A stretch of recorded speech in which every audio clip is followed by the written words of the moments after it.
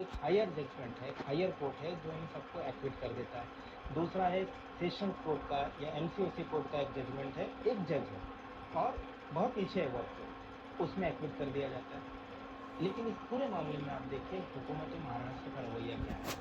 हमारा जजमेंट आता है, फ़ौरन कहा जाता है कि ये शॉकिंग जजमेंट है, हमको इसकी उम्मीद ही नहीं थी। और जजमेंट की कॉपी मिलने से पहले रातों रात वो जो सुप्रीम कोर्ट अप्रोच करते हैं, स्टे की मांग करते हैं, नोटिस जारी करने की बात की जाती है। यानी ये कि अब आप सुप्रीम कोर्ट में इनको खींच करके इनके खिलाफ मुकदमा चलाना चाहते हैं और इनको फांसी के फंदे पर दोबारा लटकाने की पूरी तैयारी होनी चाहिए। दूसरी तरफ आप देखिए जब मालेगांव का जजमेंट आता है तो वो आके मुख्यमंत्री ये कहते हैं कि ये केस तो ये साबित करता है कि हिंदू कभी दहशतगर्द नहीं था और ये तो हम पहले दिन से कह रहे हैं वगैरह वगैरह। और जब उनसे पूछा जाता है कि आप क्या इसको चैलेंज करेंगे तो वो कहते नहीं, अभी तो कॉपी मेरे हाथ में आई नहीं है, मैं तो कॉपी दे कॉपी तो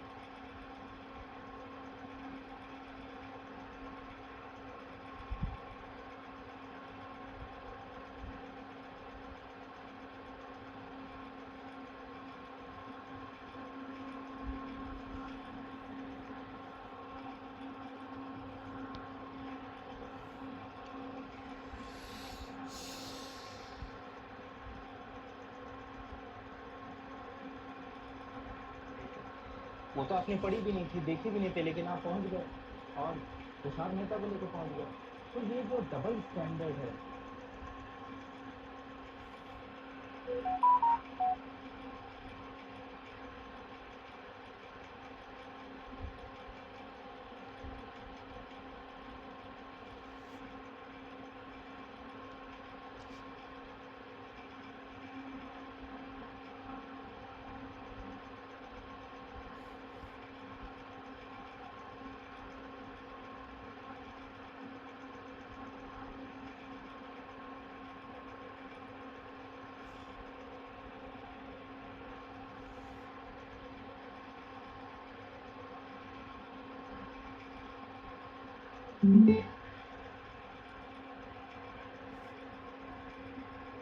मुस्लिम नौजवान जो गिरफ्तार होते हैं उनके साथ हिंदू लोग जो गिरफ्तार होते हैं, देखिए अब बार बार जब हम ये कहते हैं कि भाई धर्म आतंकवाद का कोई मजहब नहीं होता, लेकिन आप ही जो है आतंकवाद को मजहब से रंगते हैं और आपका जो ट्रीटमेंट है ये बिल्कुल गलत है।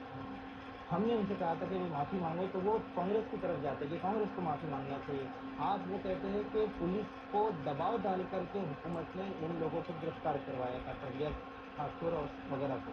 तो हम भी तो ये बात कह रहे हैं कि हुकूमत ने दबाव डाला था, हुकूमत के चलते उन्होंने पुलिस ने कार्रवाई की थी, लेकिन वहाँ माफ़ी की बात नहीं होती, वहाँ क्या कांग्रेस को इल्ज़ाम नहीं दिया जाता, बल्कि कांग्रेस ने जो गलत काम किया था उसी गलत काम को आप सुप्रीम कोर्ट तक ले जाना चाहते हैं।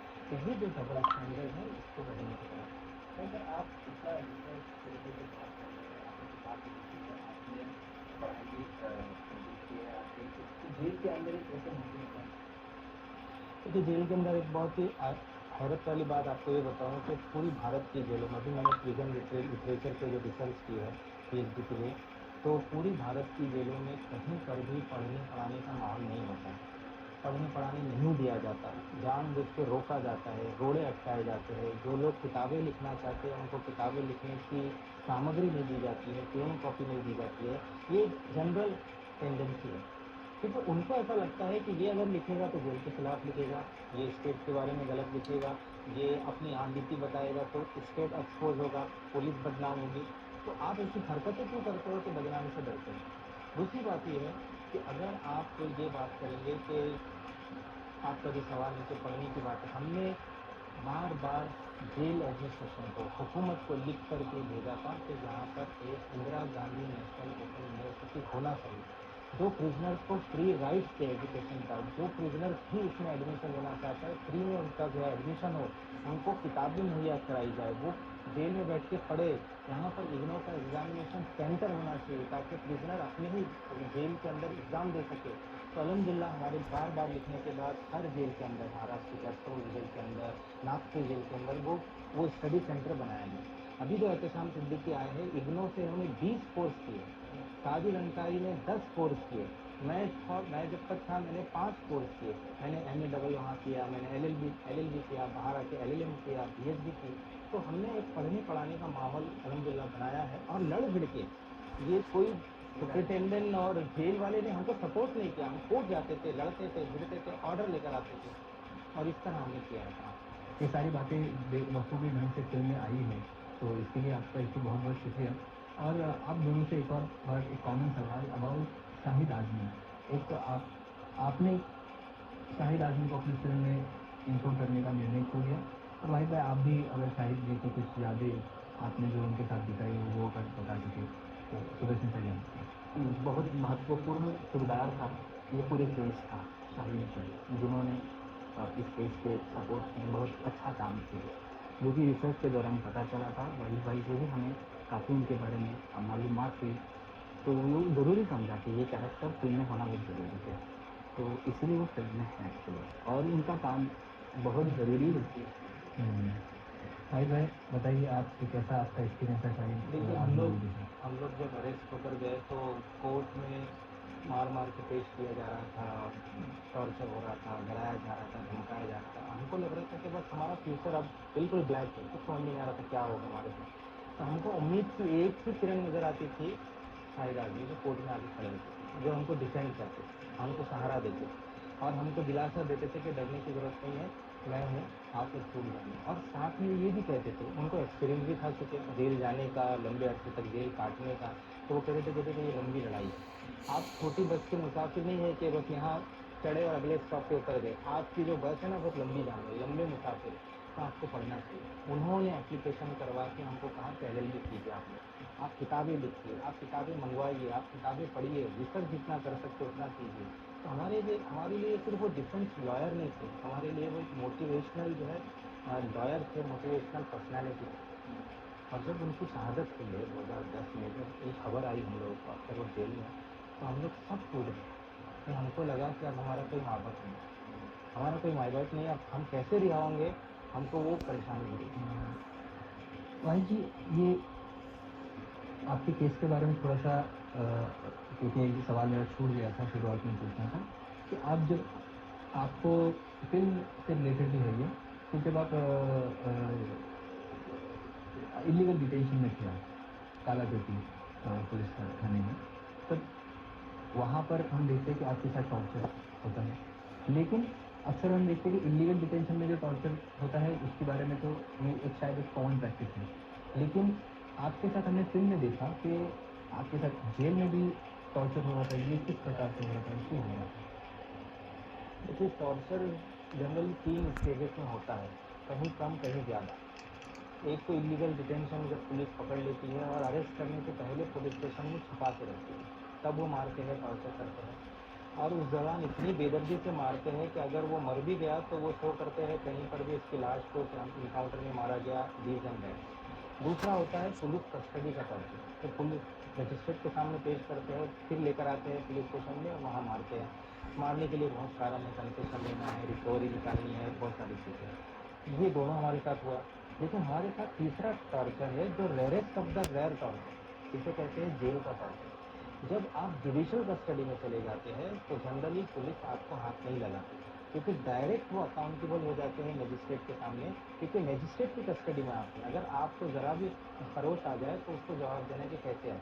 लेकिन हमारे वहाँ इस केस में ATS और सुपरिटेंडेंट ऑफ साथी साठे जेल सुपरिटेंडेंट, इनका जो नेक्सस था, ये नेक्सस ने हमको वहाँ भी मार खिलाया और इतना मारा कि हमारे हाथ पैर उन्होंने तोड़ दिए। और किस रीज़न से मारा है, तो अप्रूवर बन जाओ, इस केस में अप्रूवर बन जाओ, 25 लाख रुपए ले लो, बॉलीवुड की हीरोइन से शादी करा के दे देंगे, हमारे संपर्क में रहोगे, सबको एक एक करके ऑफर दे रहे थे।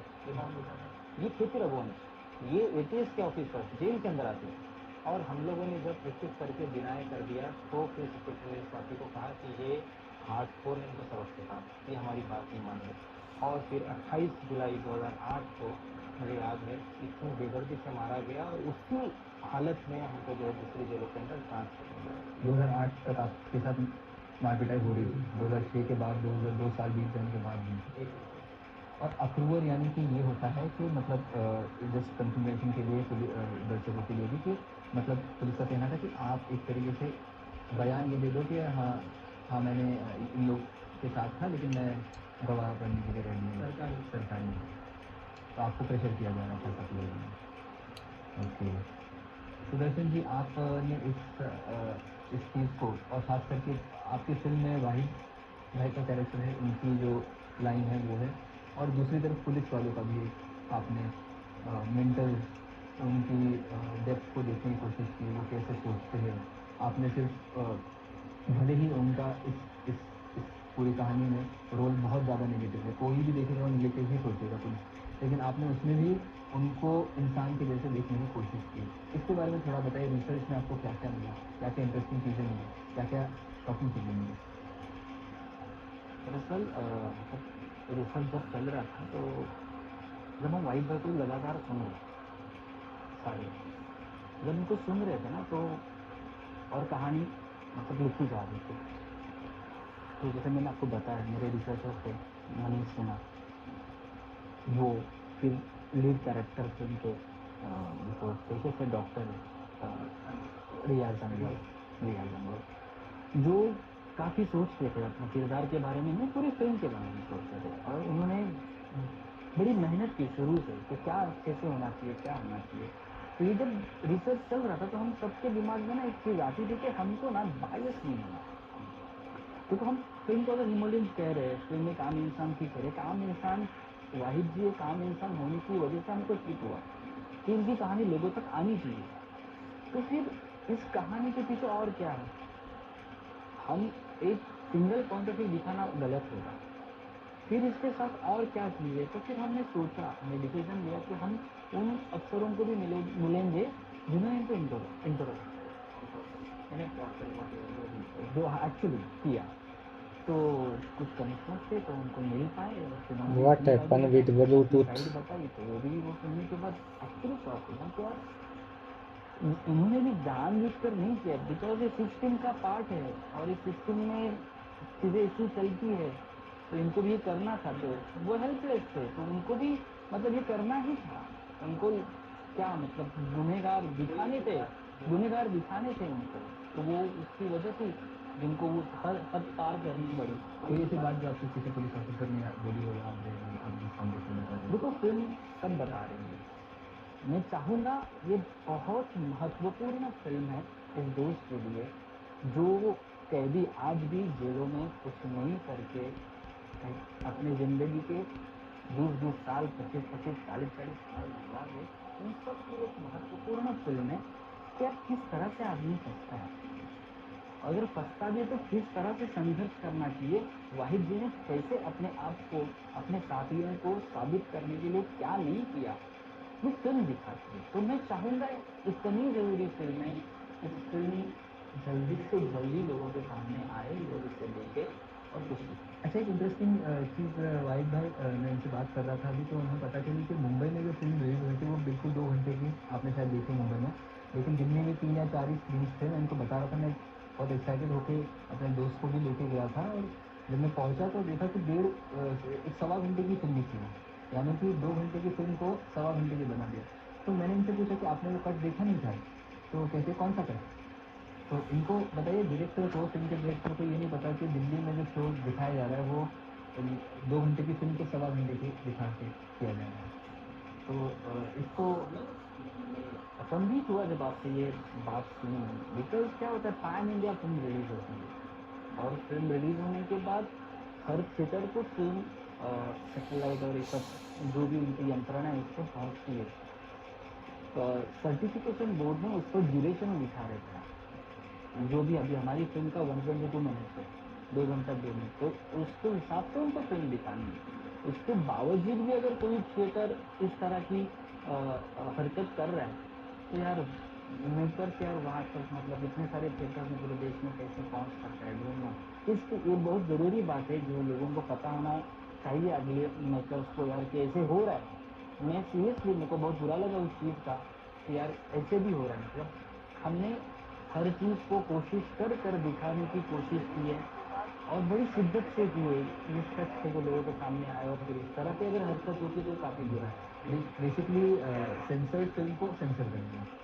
तो आपका कैसा एक्सपीरियंस है, क्योंकि आप ऐसे पॉलिटिकल माहौल में इन लोगों के सेंट्रल बोर्ड के साथ मिल गए थे, क्योंकि हम अक्सर खबरें सुनते हैं कि सेंट्रल बोर्ड ने ये फिल्म क्रॉस कर दी, ये डायलॉग काट दिया। आपका कैसा experience? Thank you so much ये सवाल आपने पूछने के लिए। दरअसल मतलब ये जो प्रोसेस होती है फिल्मों की सर्टिफिकेशन करने की, ये प्रोसेस के दरमियान पहले 4 लोग फिल्म देखते हैं, वो लोग डिसाइड करते हैं उस स्टेज पर, अगर फिल्म सही रही तो उसको सर्टिफिकेट मिलता है, वो रिलीज़ हो जाती है।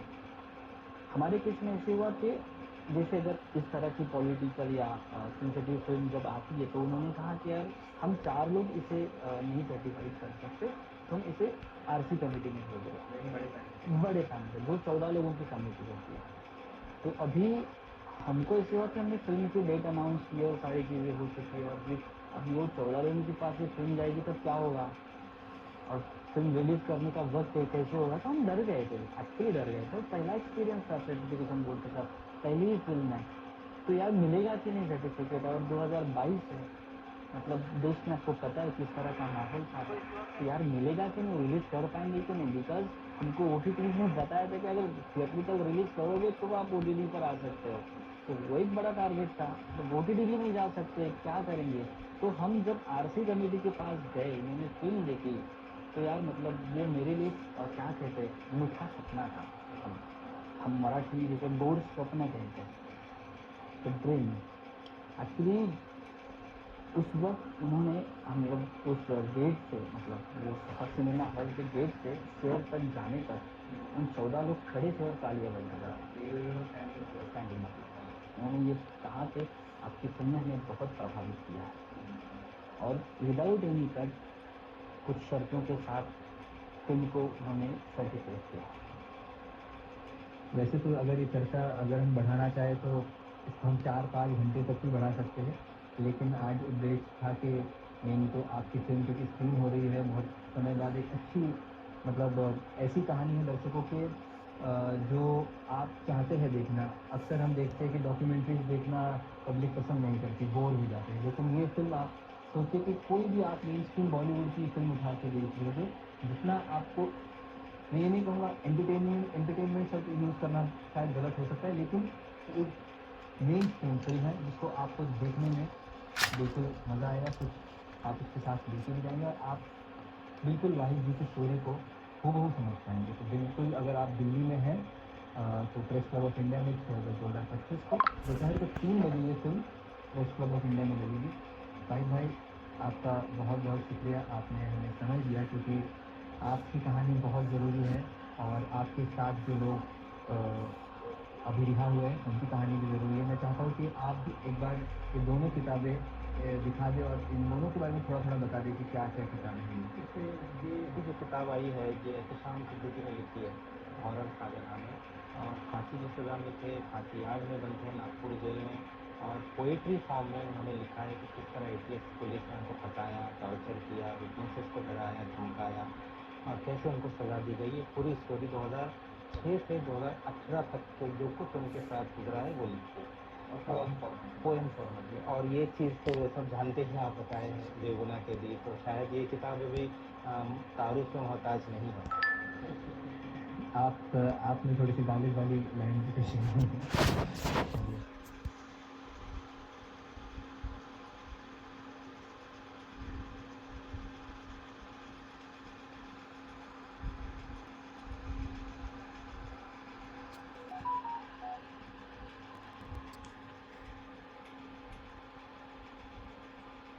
को बहुत बहुत शुक्रिया इस इंटरव्यू को देखने के लिए।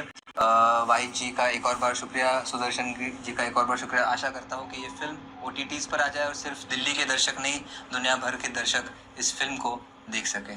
मेरा नाम है जीशान कास्कर।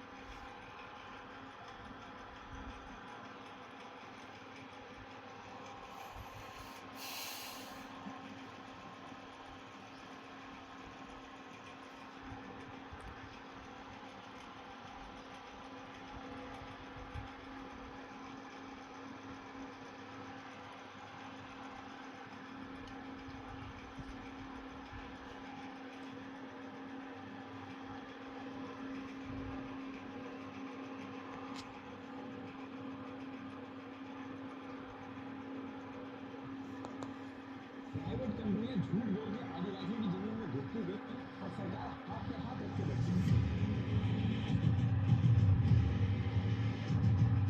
कोर्ट के आगे से बचने के लिए प्राइम मिनिस्टर अटल बिहारी वाजपेयी जी ने धोखे से सीक्रेट डॉक्यूमेंट को जितने भी स्टेट गवर्नमेंट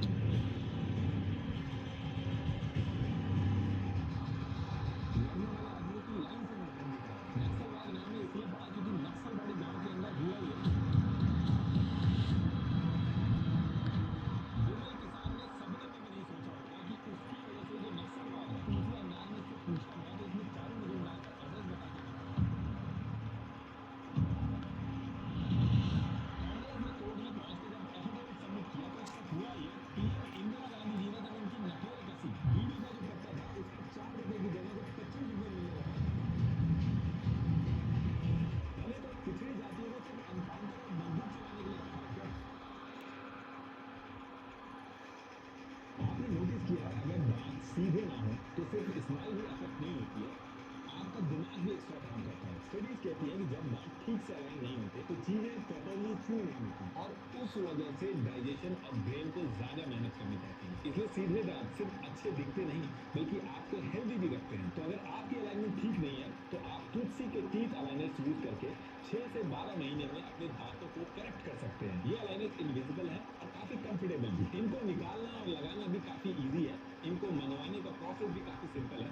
आपको बस तुलसी की वेबसाइट पे जाके एक 3D टीथ स्कैन बुक करनी है, जो आप घर पे या तुलसी के 30+ पैन इंडिया सेंटर्स में जाके भी करवा सकते हैं। स्कैन के कुछ ही दिनों बाद आपको एक स्माइल प्लान भेजा जाता है जिसको अप्रूव करते ही आपके